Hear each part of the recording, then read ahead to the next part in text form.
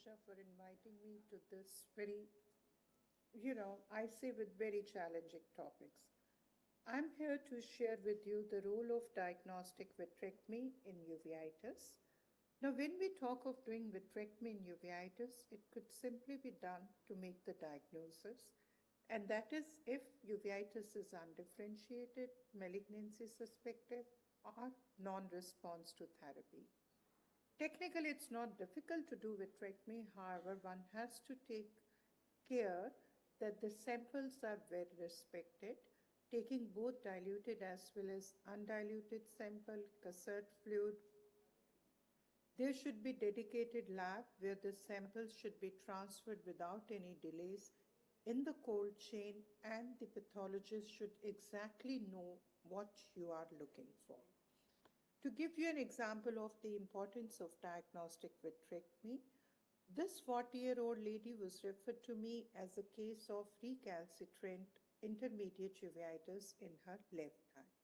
Now, when we examined the right eye, it did show some punched out lesions here and there, uh, but nothing very significant. The left eye, however, had vitritis and it also had Ozurdex implant in place. Now, autofluorescence showed those lesions to be hypofluorescent, and fluorescein showed these lesions became hyperfluorescent, but no leakage was seen. ICG was essentially normal. Left eye imaging did not show much results. So, what next? We were not even sure whether it is infection or non-infection. I thought it was syphilis, but her repeated test for toxosyphilis was negative. Montius was positive, but this phenotype was not really suggestive of TB, so TB was not even, anti-TB was not started. Could it be non-infectious? Honestly, we did not know whether it was a kind of a multifocal choroiditis, and we thought maybe left eye had become infection uh, due to the Ozurdex. In short, it was undifferentiated uveitis. So this is the kind of the scenario when vitrectomy helps. So this is the left eye. When we saw it, the exudates, after clearing all the exudate and the Ozurdex implant, we did see there were precipitates present on the surface of the retina, which were nicely seen on OCT as pre-retinal infiltrates. They were all aspirated and the cytology was sent out. Post-vitrectomy, when we did autofluorescence, it was similar as in the right eye, and the fluorescent did not contribute much. The report, however, was a kind of surprise to us. It showed a single large lymphoid cell with elevated IL-10, so there was a suspicion of lymphoma, but our cytopathologist was not very comfortable labeling it as lymphoma with a lot of certainty. So we thought it could simply be because there was Ozurdex in place and steroids can delay the diagnosis. So we decided to repeat vitrectomy after 2 weeks of removal of Ozurdex implant. And this time when we did vitrectomy, there were a lot of exudates which were taken. Few tips: a small gouge, there is no need to reduce the cut rate, especially with 27G. Samples should be obtained from apparently clear vitreous.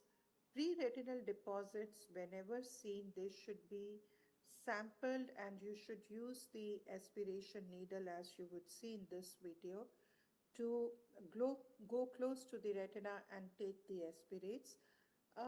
PVRL does not need any retinal or choroidal biopsy, just the aspirate of these. This is what I was talking about. This is really helpful to go close to the retina and aspirate them.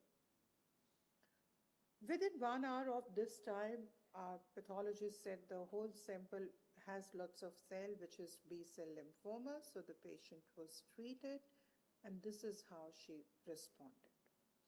Not only diagnostic, the vitrectomy does have a therapeutic role because it removes all the cytokines. It removes type 2 collagen in the vitreous, which has arthritogenic as well as immunogenic properties. It removes the intraocular antibodies and organisms, and finally, when the aqueous that replaces the vitreous, and the aqueous actually has protective factors, so it is beneficial. This is how it works. There is a precortical vitreous pocket which has a very high concentration of the cytokines, and the amount of the steroids immunosuppression you need to give is too much. When you do vitrectomy, you have removed all this, so the need for the subsequent immunosuppression goes down significantly.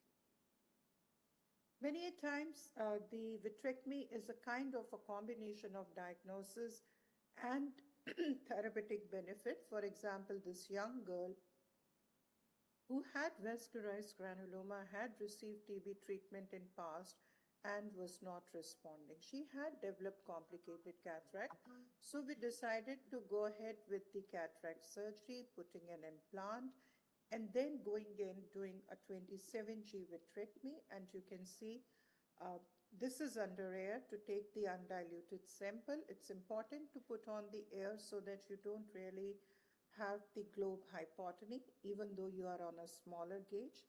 And then we took the sample. And the sample interestingly showed rifampicin resistance, so that she was treated, and finally she could have a vision of 6/9. Many times the vitrectomy is because of the development of the retinal detachment, and many times this detachment comes in acute retinal necrosis, and these days we are seeing it appearing very early in the course of the disease.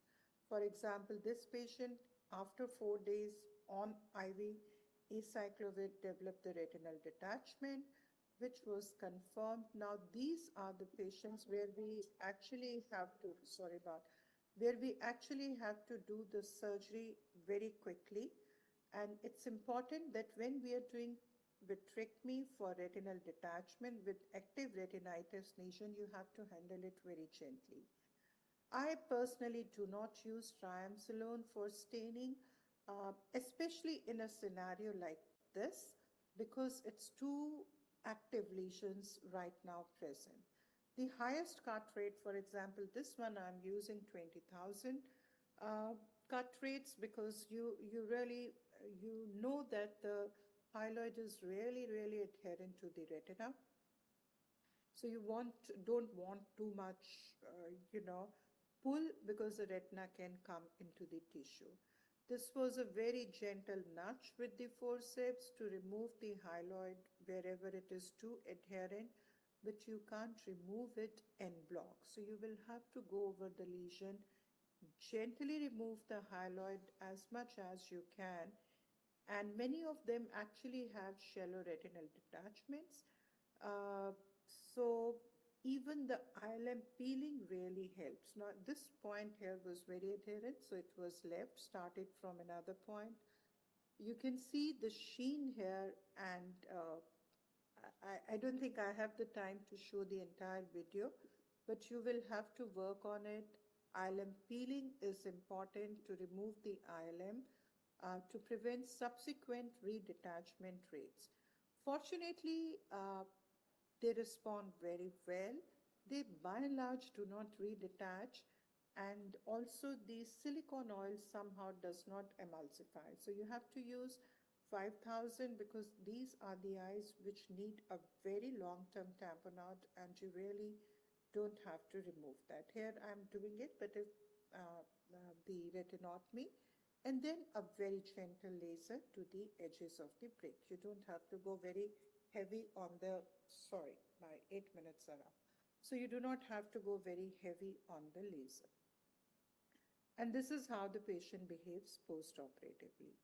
So I think my 8 minutes are gone, but many a times these patients may develop Regardi, and they would have a lot of subretinal fibrosis, which needs to be tackled like any other retinal detachment. You just have to be very careful about the inflammation which might be seen in the post-operative period because of the uveitis, which needs to be concomitantly managed. So to conclude, I would just say that meticulous planning is the success to key, And with this, I would like to thank Manisha once again and apologies once again. Thank you very much.